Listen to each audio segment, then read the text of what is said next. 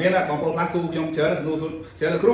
បើផែនដីមានរឿងមូលអញ្ចឹងណាមើលផែនដីយើងសាក់ទឹកចំច្រើនជាងដីផងមិនបានទឹកហ្នឹងវាមិនហូររប៉ាត់របាយខ្ចាត់ពេញទឹកពេញដីអស់ទៅលោកគ្រូបាទមើលបើផែនដីយើងវានៅដើរលំហហេវចឹងអត់មានអីមកត្រូលវាទេបងប្អូនបាទមានអីមកត្រូលវាទេចុះទឹកមិនបានទឹកហ្នឹងវានៅ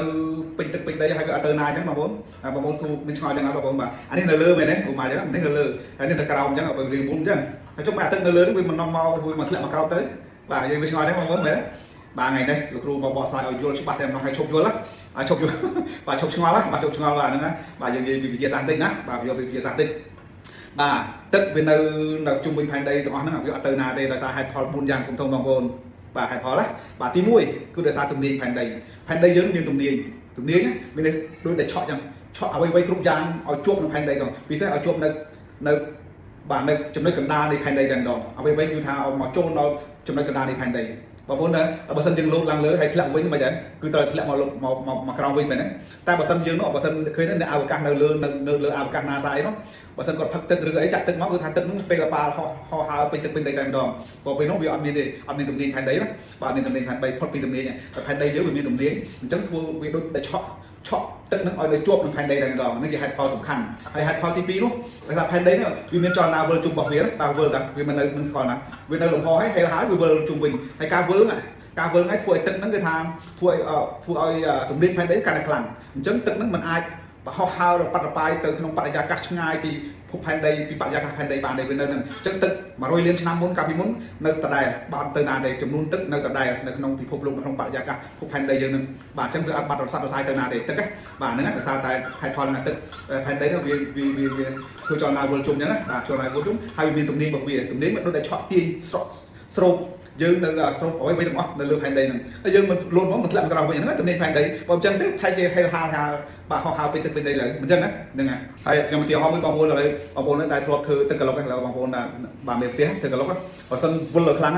អានឹងវិលខ្លាំងចុះឡើងណាអត់មានអីប៉ះជាប់វាណាគឺវាអត់ទៅណាទឹកវានៅវិលជុំវិញហ្នឹងហើយដូចគ្នាអញ្ចឹងបងបាទហ្នឹងផែនដីយើងវាវិលណាវិលចូលឡើងហើយផែនដីវាវិលហើយវាឆក់ទៀតឆក់ឲ្យជាប់វាអញ្ចឹងទឹកទៅវិញទឹកវាជាវត្ថុរាវមែនទេអញ្ចឹងរាវវាវិលតាមផែនដីចលនាផែនដីទៅវិញទៅមកដែរហើយមួយទៀតហេតុផលទី3ដោយសារទឹកហ្នឹងអង្គធាតុទឹកវាមានម៉ូលេគុលច្រើនដែលវាទាញគ្នាទៅវិញទៅមកឆក់ជាប់គ្នាទៅវិញទៅមកអត់អាចបំបែកគ្នាបានទេទឹកវាមានម៉ូលេគុលរបស់វាណា H2O ហ្នឹងអញ្ចឹងវាតែងតែជាប់គ្នានៅជាប់ទៅណាមកណាវាមានគូមានអីរបស់វាអញ្ចឹងវាអត់ទៅណាដាច់គ្នាបានទេហ្នឹងជាហេតុផលទី3ហើយហេតុផលទី4បាទដោយសារនេះផែនដីនេះវាបាទសបកផែនដីទាំងអស់ហ្នឹងបាទ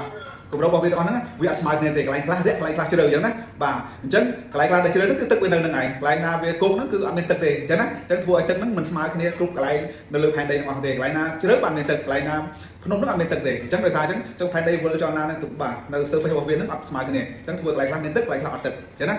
អានឹងជាហេតុសរុបមកវិញគឺថាទឹកដោយសារតែវានៅលើជុំវិញផែនដីវាអត់ទៅណាដោយសារហេតុផល4យ៉ាងនេះបងប្អូនបាទទី1ដោយសារផែនដីមានទំនាញដែលឆក់របស់វាគឺស្រូបអ្វីៗទាំងអស់មកនៅលើផែនដីអ្វីទៅឡើងយើងបាញ់ខាងលើមកកំជ្រួតបាញ់អីក៏ដោយបាទកំភ្លើងធំបាញ់យ៉ាងណាទៅក៏ត្រូវធ្លាក់មកវិញហ្នឹងគឺទំនាញផែនដីទាញអ្វីៗឆក់មកក្រោមបាទអញ្ចឹងណាមកលើផែនដីវិញហើយទឹកក៏ចឹងដែរអញ្ចឹងផែនដីទាញទឹកឲ្យនៅជាប់នឹងផែនដីតែម្ដងហើយដោយសារផែនដីនេះមានបាទផ្ទៃរាបរបស់វានៅលើហ្នឹងវាមិនស្មើគ្នាអញ្ចឹងណាអញ្ចឹងផែនដីទាញមកអាណា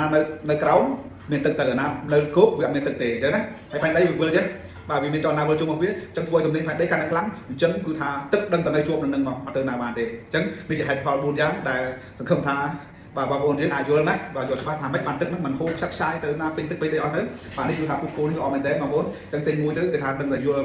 អ្វីដែលខ្ញុំបញ្យល់ហ្នឹងច្បាស់តែម្ដងណាចង់សិក្សាពីភូមិវិទ្យាពីភូមិសាស្ត្រនយោបាយពីសុខណាអីហ្នឹងគឺថាច្បាស់តែម្ដងណាពុកគោនេះល្អបាទធ្វើពីឈើនេះនេះដៃគាត់គុណភាពល្អបាទហ្នឹងចឹងចាប់អារម្មណ៍តាក់ទងខ្ញុំណាហើយមួយទៀតអានេះនឹងថ្លៃបាទនេះអានេះ cube មែនទេបាទនេះកូនតូចបាទកូនតូចទិញឲ្យមួយទៅបាទហើយផ្ញើដល់បានណាក៏ផ្ញើដែរបាទហ្នឹងបាទគូថ្លៃទេបាទហ្នឹងបាទចាំតម្លៃអីចាំឆាត់សួរខ្ញុំណាបាទហ្នឹងល្អបាទហើយនេះមួយទៀតចង់បង្ហាញមួយទៀតបងប្អូនណាបាទនេះបាទ